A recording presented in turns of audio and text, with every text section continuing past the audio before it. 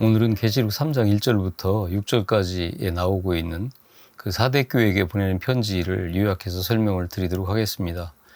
이 사대교회가 있는 그 사대라고 하는 그 도시는 고대 루디아 왕국의 수도였었는데, 뒤로는 그 투물루스 산이 있고 앞으로는 확틀루스 강이 흐르는 도시였는데, 그 산 기슭에 자리하고 있어서 그 난공불락의 요새 같은 도시였습니다. 그 마을에서는 사방 그 산 아래가 훤히 내려다 보이는데, 적들이 침략에 대비해서 그렇게 높은 산 위에다가 그 마을을 이루고 살았다는 거죠.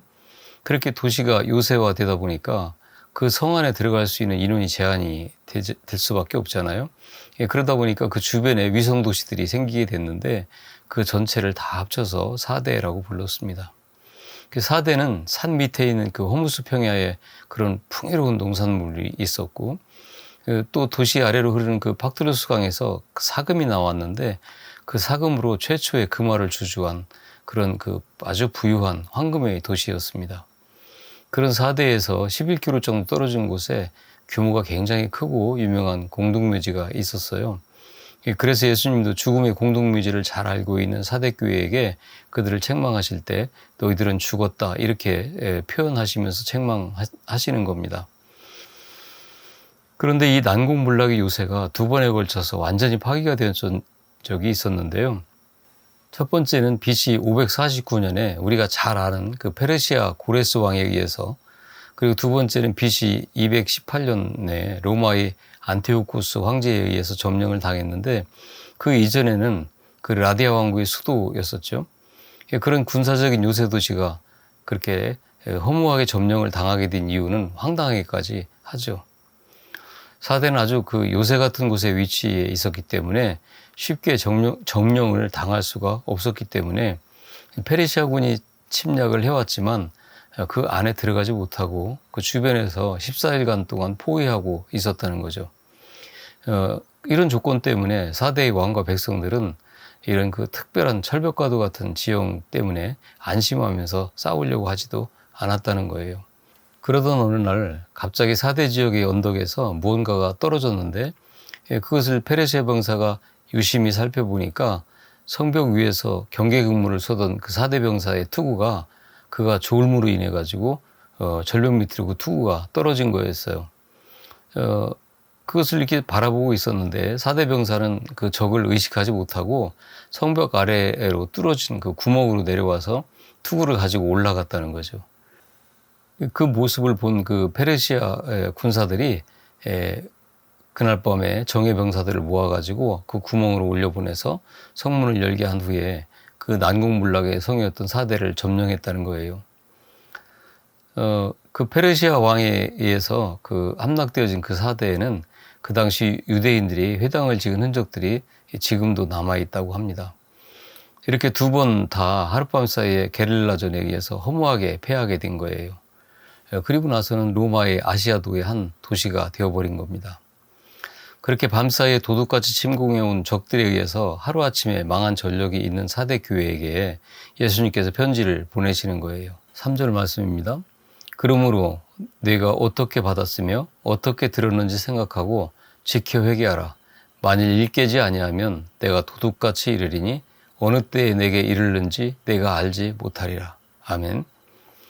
그 주님은 그들을 책망하시면서 회개하지 않으면 내가 도적같이 임할 것이라고 말씀하시는데, 그것은 사대라는 그 도시가 도둑같이 임한 대적들에게 그렇게 허무하게 망한 그런 역사적 배경이 있었기 때문에 그들이 이해하기 쉽게 그런 표현을 빌어서 경고를 하고 계시는 겁니다. 사대교회 교인들은 그 편지를 보는 순간 그 의미를 바로 깨달았겠죠. 먼저 1절을 보시면 예수님을 7영과 7뼈를 가진 이라고 표현을 합니다. 우리가 1장에서 배웠던 것처럼 7영은 성령을 가리키고 있고요. 7뼈는 하늘의 교회를 가리킨다고 말씀드렸습니다. 7편지 모두 편지의 서두에 있는 예수님에 관한 표현은 그 편지의 내용과 성격을 결정짓는 것이라고 말씀드렸죠.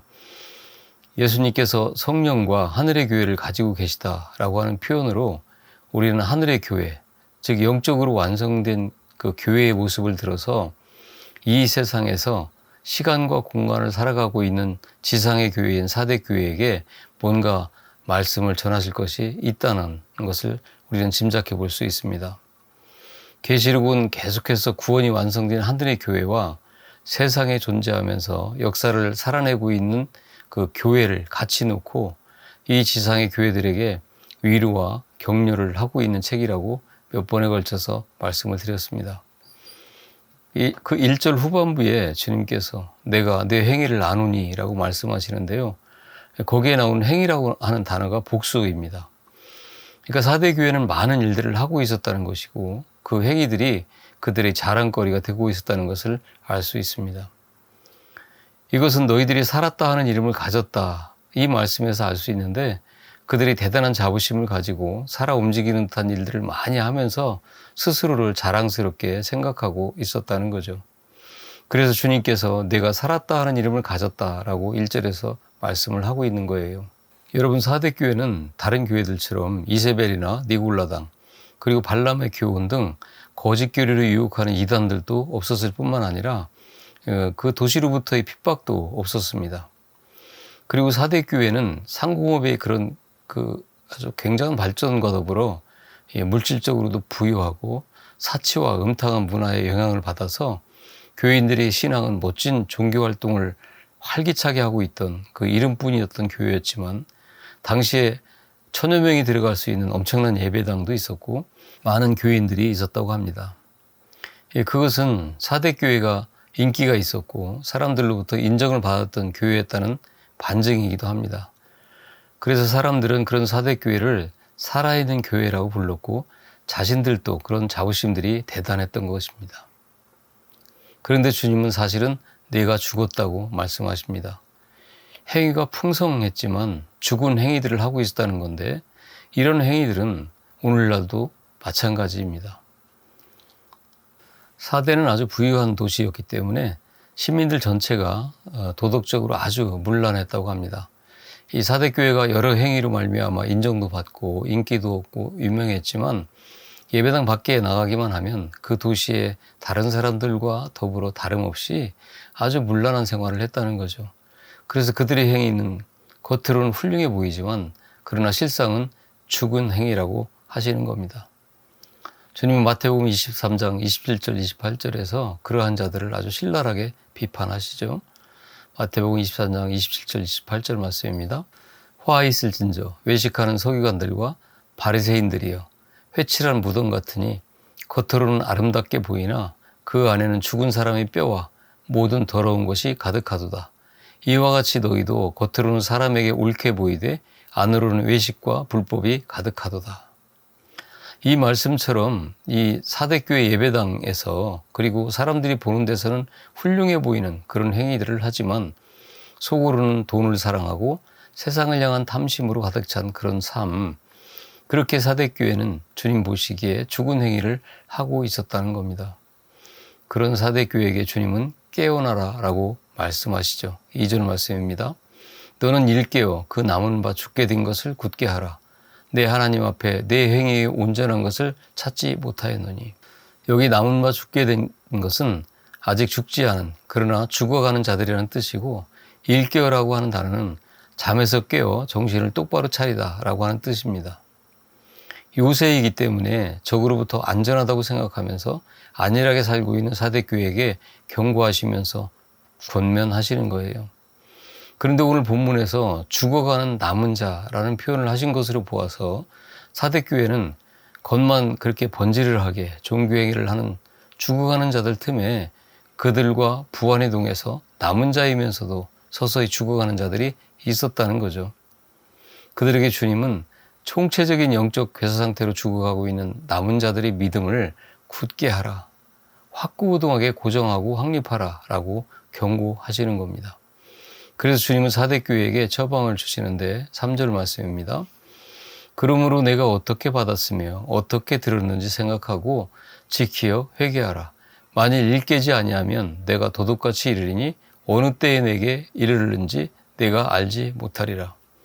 그 행위들이 하나님 앞에 온전한 행위가 되게 하기 위해서 처음에 그들이 듣고 배웠던 바른 복음을 기억하고 그 복음을 굳게 붙들고 또한 그 복음의 근거에서 회개하라라고 말씀하십니다.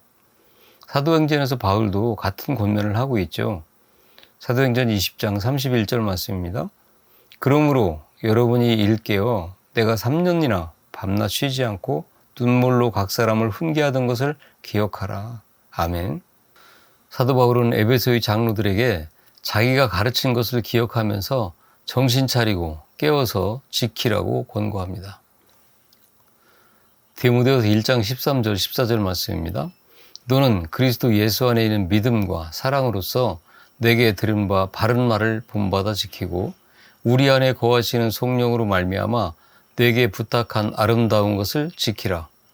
남아있지만 죽어가는 것처럼 사는 자들은 정신 차리고 그들이 처음 받았던 복음을 기억하고 지키고 회개하여 깨어나야 한다는 것입니다.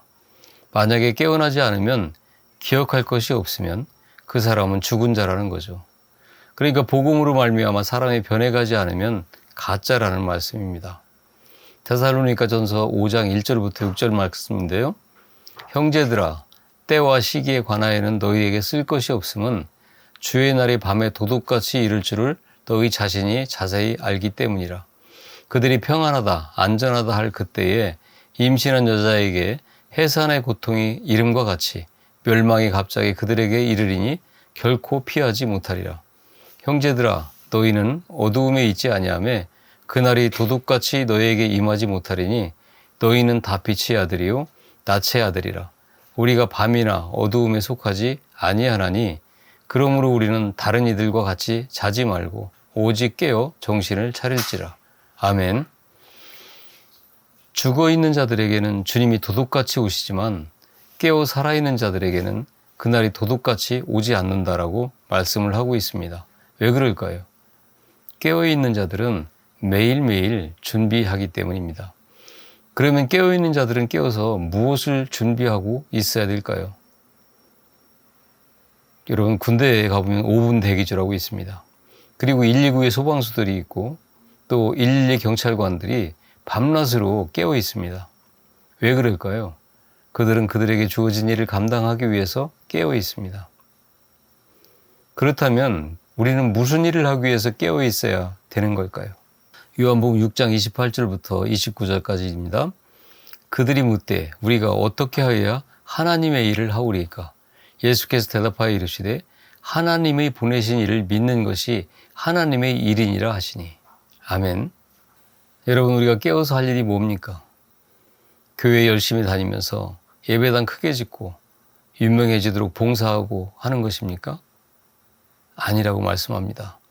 그것은 바로 위에 말씀에서처럼 예수를 바로 믿는 것입니다. 그게 우리들이 깨어서 유일하게 하고 있어야 할 일입니다. 그것이 하나님의 일이라는 거죠. 그렇지 않다면 교회에서 하는 모든 일들이 죽은 행위가 될 수 있다는 것을 경고하시고 있습니다. 그렇게 죽은 행위가 되지 않기 위해서는 우리가 예수를 바로 잘 믿으셔야 하는 거죠.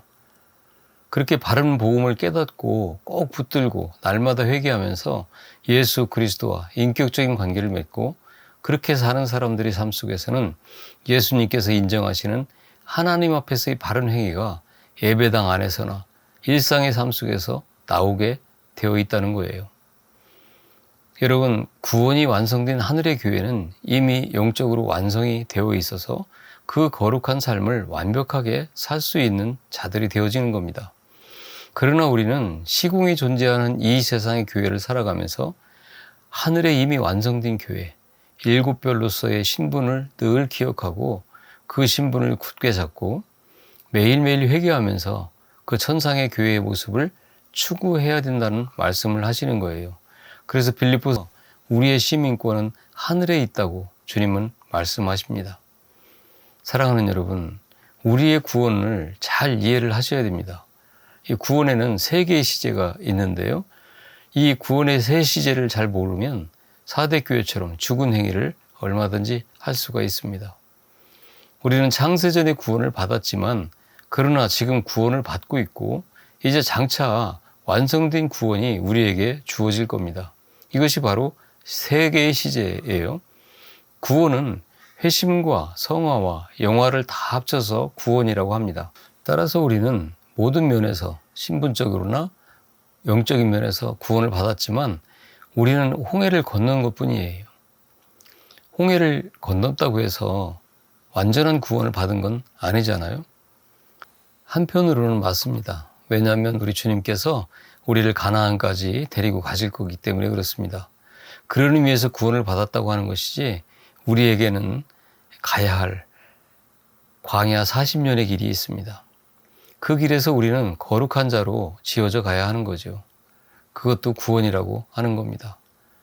이제 우리는 광야를 거쳐서 가나안으로 들어가야 하는 거죠. 그리고 가나안에 들어가서 그 풍성함을 누리게 되는 것, 그 모든 전체의 과정을 구원이라고 하는 겁니다. 그런 면에서 우리는 이미 구원을 받았고 아직 구원을 받고 있고 또 앞으로 완전한 구원을 받게 될 것입니다. 그런데 그렇게 영적으로 죽어가고 있는 사대교회에도 그 옷을 더럽히지 않은 사람이 몇 명이 있다는 거예요. 그렇게 화려하면서도 많은 사람들이 드나드는 큰 교회에 옷을 더럽히지 않는 사람이 몇 명이 있다. 성경에서는 몇 명이라고 기록하고 있습니다. 그들이 흰 옷을 입을 것이라고 말씀하시고 그 이유는 그들이 합당한 자들이기 때문이라고 말씀을 하십니다. 4절 말씀이죠. 그러나 사대에 그 옷을 더럽히지 아니한 자 몇 명이 내게 있어 흰 옷을 입고 나와 함께 다니리니 그들은 합당한 자인 연고라. 아멘. 계시록 6장에서 보면 하나님의 말씀과 그들이 가진 증거로 말미암아 죽임을 당한 자들이 흰 옷을 입는다고 말씀합니다. 여기서 죽임을 당한 자들이라는 말은 단순히 선교지에 가서 죽은 선교자들만을 지칭하는 것이 아니고 모든 진짜 그리스도인들을 통칭해서 죽임을 당한 자라고 표현을 하고 있는 겁니다. 그들이 무엇 때문에 죽임을 당한 자들이 되느냐 하면 하나님의 말씀으로 말미암아 그리고 그 삶의 증거 때문에 죽임을 당한다는 것입니다. 이 말씀은 진짜 그리스도인들은 그렇게 죽는 삶을 살아야 한다는 뜻이죠. 요한복음 16장 33절에서 하나님께서 세상에서는 너희가 환난을 당하나 담대하라고 하신 그 말씀대로 세상에서 죽음 같은 나그네의 삶을 살아내는 자들이 죽임을 당하는 자들이고 골로새서 1장 24절에서 그리스도인은 그리스도의 남은 고난에 동참해야 한다는 말씀 그대로 그 고난을 겪어낸 자들이 죽임을 당한 자들이라고 말씀합니다. 뿐만 아니라 세상이 너희를 미워할 것이라는 하나님의 말씀대로 세상에서 당하면서도 그리스도인의 삶을 굳게 붙든 그들이 바로 하나님의 말씀대로 죽임을 당한 자들입니다. 그리고 그들은 그 증거를 그들의 삶 속에서 가지고 있는 자들이라고 말씀을 하고 있는 거죠. 사랑하는 여러분, 그리스도인은 반드시 예수 그리스도의 삶과 연합되어진 그런 인생을 살아내게 되어 있습니다. 그리스도와 연합된 삶이 바로 그 인생의 증거로 보여지게 되어 있고 그 삶을 살아낸 사람들만이 어린 양의 피에 빨아서 회개된 그 영광의 흰옷을 받습니다. 그렇기 때문에 우리는 어린 양의 피가 의미하는 그 순환의 삶을 통과해야 된다는 거죠. 바로 죽는 겁니다. 그래야 흰옷을 받을 수 있다는 거죠. 계시록 19장 8절 말씀입니다. 그에게 빛나고 깨끗한 세마포를 입도록 하셨으니 이 세마포 옷은 성도들의 옳은 행실이로다 하더라. 아멘. 빛나고 흰 세마포는 바른 복음에 근거한 성도들의 옳은 행실을 뜻합니다. 어린 양이 죽으면서 그 흘린 피로 빨아 깨끗해진 세마포의 흰 옷은 그렇게 입혀지는 것입니다. 환난은 누구는 통과하고 누구는 피할 수 있는 선택사항이 아니라 이 세상에 존재하는 그 누구에게나 오는 환난입니다. 따라서 우리들의 삶에 바른 말씀에 근거한 그런 옳은 행실이 있어야 하고 그 옳은 행실로 말미암아 핍박을 당하는 삶이 있어야 한다는 겁니다. 그렇지 않다면 주님께서 권면하실 때 깨어나라고 말씀하고 있습니다. 그리고 회개해야 됩니다.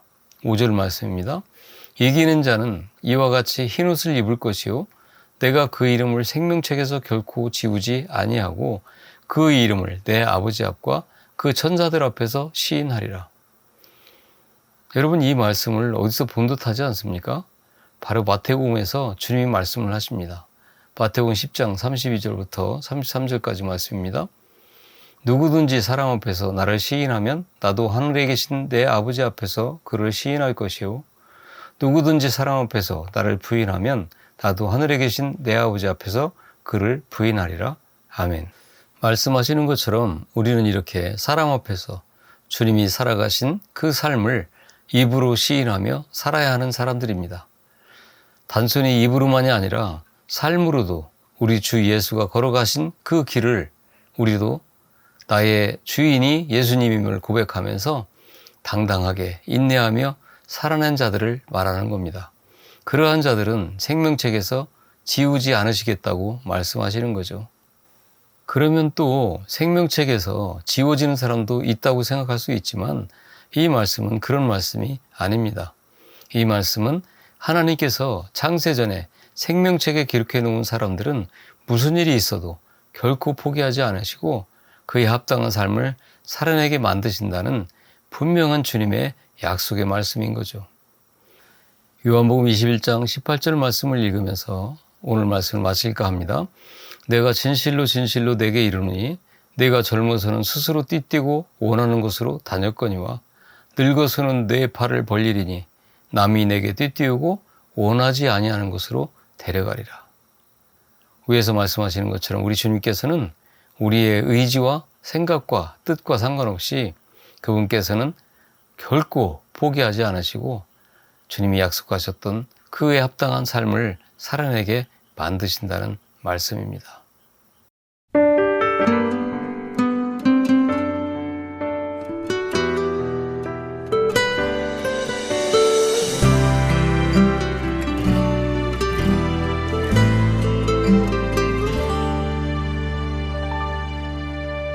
슬픈 마음이 있는 자, 몸과 영혼 병든 자, 누구든지 부르시오.